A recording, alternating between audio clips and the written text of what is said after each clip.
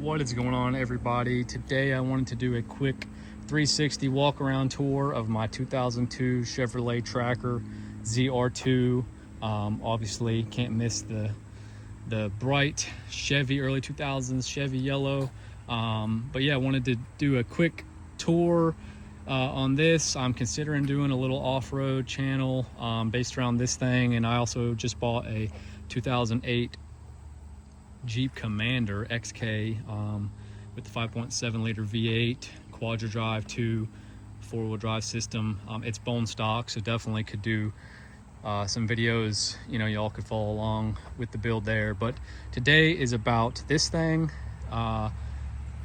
This is awesome. I've been building it for years. I got this thing stock. It was my first car, and we have come a long way. So where to begin? Let's start. We'll go ahead and show you the suspension and then wheel and tires. So we've got a 2-inch body lift, 3.5-inch old Man Emu suspension lift, and sitting on 33 10.5 15. I'll zoom in there. 33 10.5 15 Yokohama Geolandar AT4s with the Warren locking hubs. This setup has been awesome. It's actually averaging, even built out like this, just shy of 24 miles per gallon. So not too bad these days. I'll get underneath here real fast, take a look.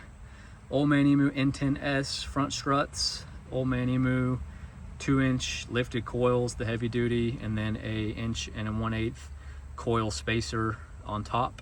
I plan on switching probably to a 2-inch coil spacer when I do the front diff drop. But for right now, that's what we got. And Moog lower control arms. I put new CV axles, obviously, and if you take a look, I'll even back up a bit here. CV angles, not too bad. I've not had any issues with clicking, clacking, popping, binding, anything of that nature.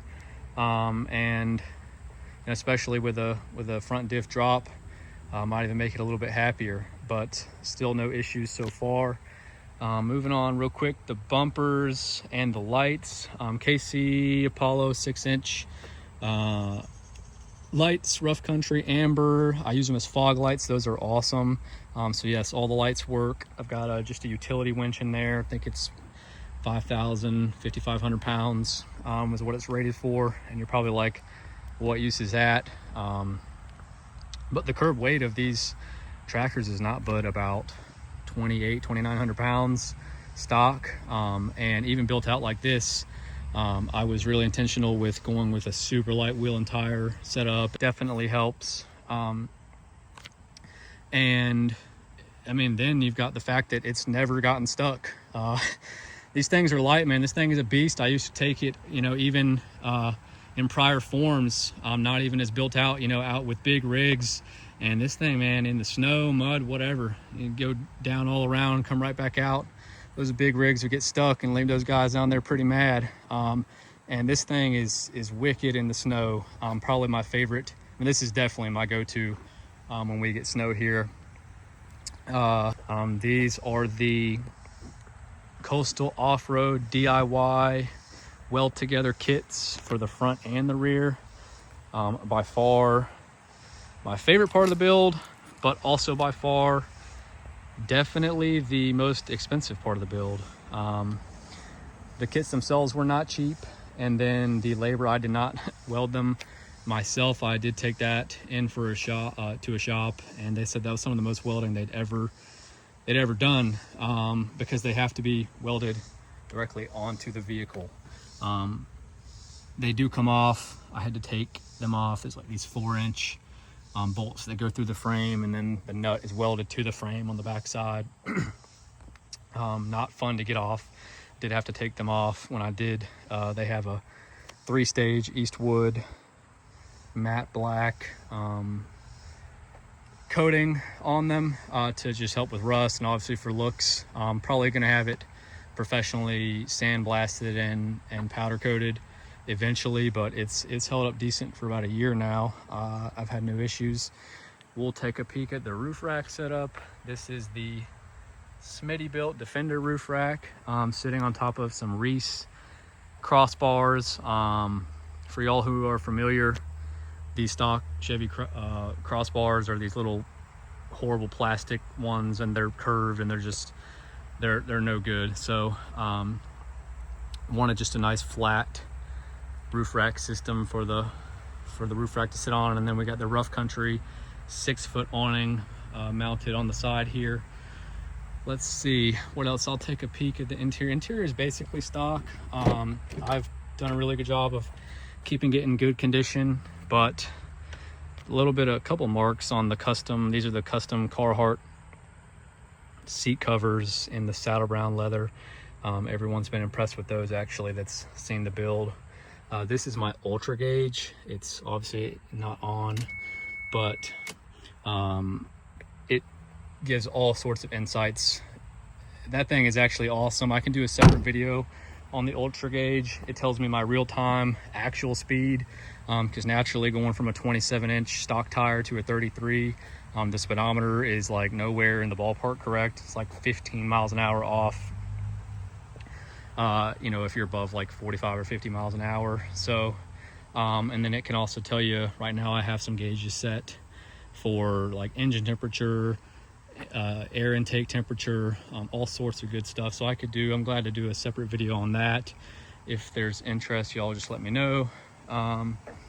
And last, what else today? We'll swing around here. Full-size spare on the rear, and matching wheel to go with the rest of the set. Lights, same Rough Country amber pod lights in the rear. They also work. And I guess today we'll end with, it does have a 2 battery setup that I did just so that I could run all the lights at once, and not have to worry. And the subwoofer does work, and so I can run everything and not have to worry about killing or really taxing the front battery, which is an AGM, an oversized AGM battery. So been impressed with the 2 battery setup so far. No issues, obviously. Also no cable management attempted here, but yeah, that has been awesome.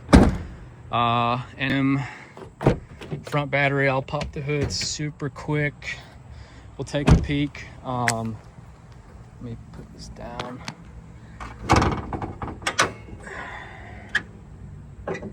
Like I said, cable management has left the conversation. The engine bay actually is not too bad. I've got my smart battery isolator here. It's got, fuses on the front and back end of it, inline fuses. I do have an aftermarket, would not call this a cold air intake by any means, but I had to did a delete of the stock intake box. I've had no issues or codes or anything of that nature. Just running this K&N filter here. Everything else here is stock. I have had to do a little bit of engine work. Had a minor oil leak a few years ago, and had to send some parts off for a vat bath, cleaned it back up, and it's got about 134,000 miles on it, still running strong.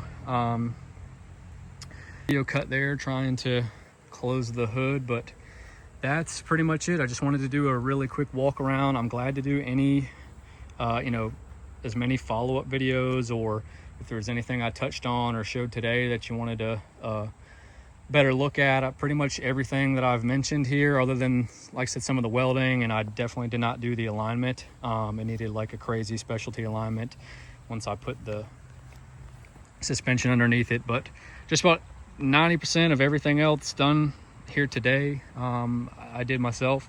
So glad to do any videos or answer any questions in the comments if you guys want to just let me know. And yeah, sweet little ride. Thanks for watching, y'all.